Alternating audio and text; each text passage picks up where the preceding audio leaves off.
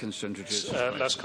Minister, 2 weeks ago, Sinn Féin brought forward a motion dealing with the much discredited JobPath programme, and also made references to successful schemes such as the LES, CE schemes, job clubs that actually work and have worked over many years across the state. Minister, what are you doing to honour the democratic wishes of this Dáil, who overwhelmingly supported the Sinn Féin motion regarding JobPath? Minister, 2 minutes. Thanks, Lascan Corla. The Government's position on the recent motion debated in this House on JobPath services was clearly set out in my contribution and others at the time. And I do, however, note the views of the House on the matter. However, the position of the Government remains unchanged. My department has entered into legally binding arrangements with the JobPath providers, and the Government will honour these contractual commitments.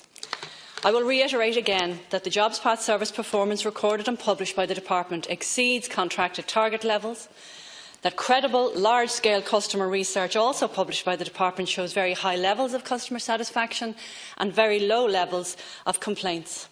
The Department also operates a robust inspection and compliance system, and a detailed report from the Controller and Auditor General made no recommendations in regard to how the service is governed.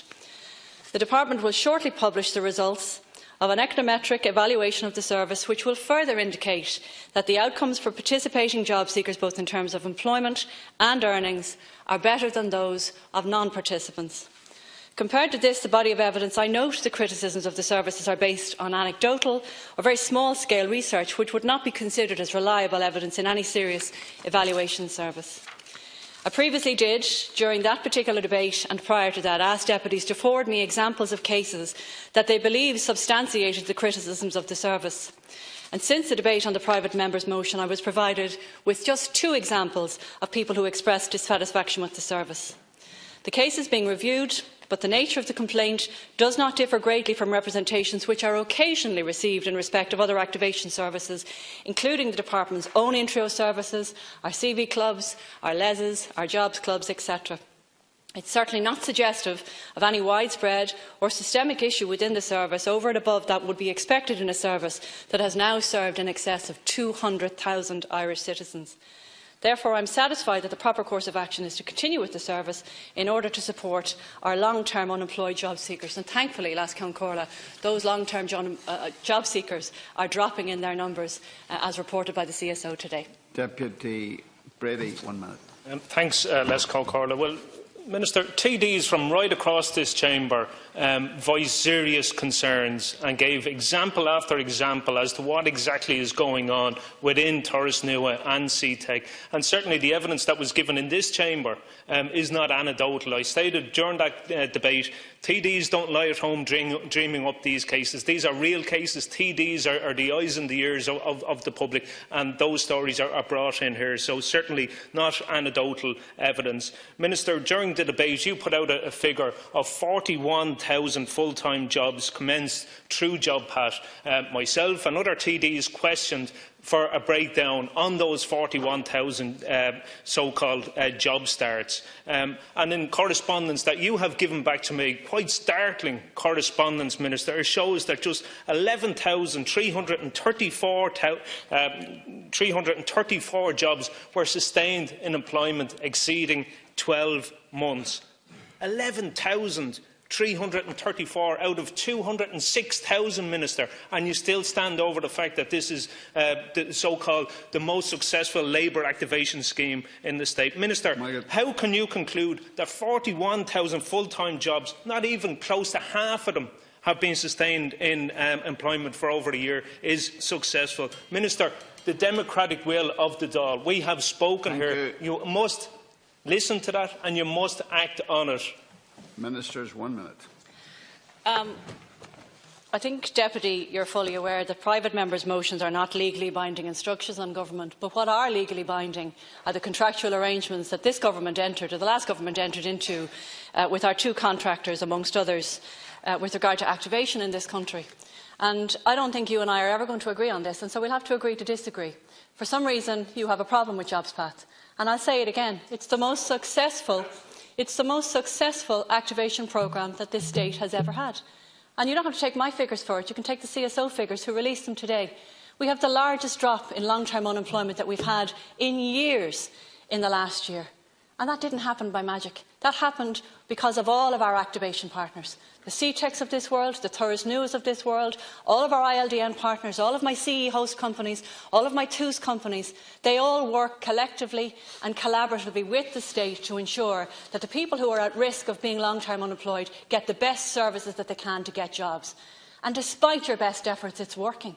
And we're going to continue to do it. And I think I've said it to you before, we're conducting a review of all of our activation services at the moment to make sure that the next generation of Ireland's unemployed get a tailor-made service. And we'll do that with our ILDN partners. And there's a review going on of my CE schemes, and we'll do it for RSS, and we'll do it with JobsPath and Thuras New and CTEC when the econometric review Deputy comes Brady's out. final question. Sorry, Ken. Well, Minister, it's not just I that has a problem with this. This Dáil has a problem with JobPath. And quite clearly you're not going to honour the express will of the Dáil, and that's the express will of the people out there. Because, Minister, you misled the House here during the debate. You said nobody had actually made complaints to the Ombudsman. I've checked with the Ombudsman, and there's been numerous complaints to the Ombudsman in relation to Thuras Nua and CTEC. In the motion, it also talks about investing and upscaling the successful schemes out there, the LESs, the CEs, and we know referrals over to CEs and LESs have plummeted. Thousands less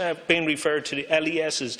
CE vacancies, as we stand here this afternoon, there's 1,971 vacancies within CE schemes, the length and breadth of the state, and that's not by accident, Minister, that is by design.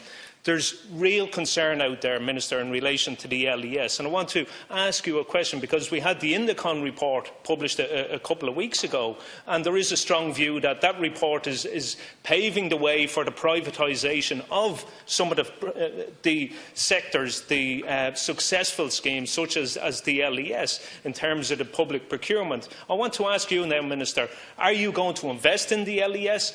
Because there is concern there, there's real, genuine concern what your intentions are. There's a feel that the ground is being prepared for the privatisation of that sector, going out through public procurement, and that the payment by results model will be rolled out. So, Minister, can you outline what your plans are for the LES, the CE schemes, Minister, and the successful ones there? And finally, Minister, you cannot ignore the express will of the Dáil. We have spoken here. JobPath needs to go, and you need to ensure it does go, Minister. Doherty to respond. Thanks, Lascan Corla. I think, Deputy, what I can't ignore is the contractual obligations that the state has with two companies to provide very successful outcomes for in excess of 200,000 people that have gone through their doors. And I also stated in the House previously that the termination of the contracts, or a step away from any of the terms of contract, would leave the state potentially exposed to millions of euros. But you see, you have a magic chequebook, so that doesn't bother you. And it also doesn't bother you that this is actually working, that people are actually getting work. 48,000 people have got work in the last number of years. But I tell you respectfully, Deputy, seeing as I'm the one that's responding to your question. Minister must be given an opportunity without interruption. Asking questions requires an answer, okay? So asking a question requires you being quiet when I'm speaking and me being quiet and listening to you when you're speaking. It's something we have a real problem with. Right, well, we're going to move on. Thanks. We're going to move on. Question. Minister, I put it to you earlier on that in your contribution last week you spoke of the 41,000 full-time jobs that people have got into, 206,000 people referred over. 41,000 jobs, Minister. Of that, only 11,334 were sustained in employment for 12 months or more. An absolute minuscule number. You failed to answer the question when I put it to you earlier on, so I'll put it to you again, Minister, as to whether you see that as value for money, the millions of taxpayers' money that has been spent on this failed programme going into Thuras Nua and CTEC, only 11,334 jobs being sustained for 12 months or more. Simple question, value for money or not, and can you stand over those ludicrously low figures? John Brady. Minister, can I just say, the Dáil passed the motion on this, and this is supposed to be the seat of democracy in this state, and there's thousands of people looking on this debate, looked on last week, 2 weeks ago, when the Dáil voted on JobPath, gave a resounding answer to JobPath. You describe yourself as a Democrat, Minister. listen to the will of the people, listen to the will of the Chamber, and for you to stand up here to say, no, I'm not actually going to listen to you, I totally disregard the view and the will of the Dáil, I think is shameful, to say the least. Now, I'm going to try again for the 5th time to ask a very simple question, Minister, because you come in here and you say you deal with figures, you deal with stats, and you deal with reality. Now, I've asked you, of the 41,000 full-time jobs that you say have been created, only 11,334 of those have been sustained in employment for 12 months or more. And I'll ask you again, Minister, for the 5th time, as to whether you deem that to be as value for money, and whether you think that still is the most successful job activation scheme in the state. Last, final reply. First of all, Deputy Brune, I didn't reply in the last round to the questions that you asked me with regard to the impressive record of our ILDN partners. They absolutely do. I met with them before Christmas. I know that we presented the Indicon report to them after Christmas, which did cause some concerns to them. I spoke to them before Christmas. There's another meeting arranged where we can discuss the options arising from the Indicon, but they have absolutely no concern to have, and I've reassured them that. There will be tendering processes because the Union Directive defines that that's the way we have to spend public money. But we will make sure that they are prepared and ready to be able to continue to assist the state and continuous governments in the support of the people. They are absolutely superb, and apart from their record, the people within ILDN, and I don't need to tell you this, they are incredibly committed, and they are continuously committed to this particular area. And they also have a special, I suppose, advantage that they have access to other funds outside of the activation funds that they apply to with us, to be able to provide extra resources for people who have particular difficulties. They have access to SICAP and stuff. But you know, I completely and 100% supportive of what they do, and we could not do and we could not deliver our service without them. So I hope that's very clear and resounding as to my support for them. Deputy McGrath, every time you stand up in this chamber, whether it's insulting me or belittling or insulting everybody else, it does you no favour whatsoever. It genuinely does you no favours whatsoever.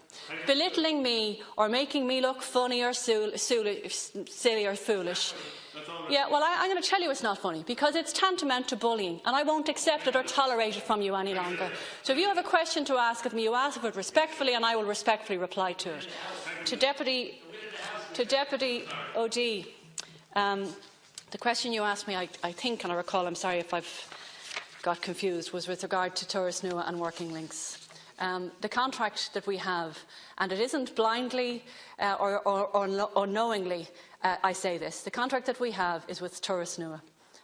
They will do whatever they do in the next couple of weeks, but they have been in constant contact with us in the last number of weeks, and we are abridged and aware of the ongoing issues surrounding Working Links, and we will continue to work with Turas Nua to provide the service that they have continuously supplied us for the last number of years. And to answer your question, Deputy Brady, continuously and repeating myself, without JobsPath, we would not have 5.3% unemployment, having dropped from 15.7% unemployment. Now, I've said you and I are never going to agree on that, and that's fine. I respect your views, as I respect the views of everybody in this House that shared with me last week. But what I have a job to do is to honour the contractual obligations that the state has entered into with 2 companies in order to assist us with the still 195,000 people who are unemployed in this country. Whether you've forgotten about them or not, we haven't. Thanks, Chair.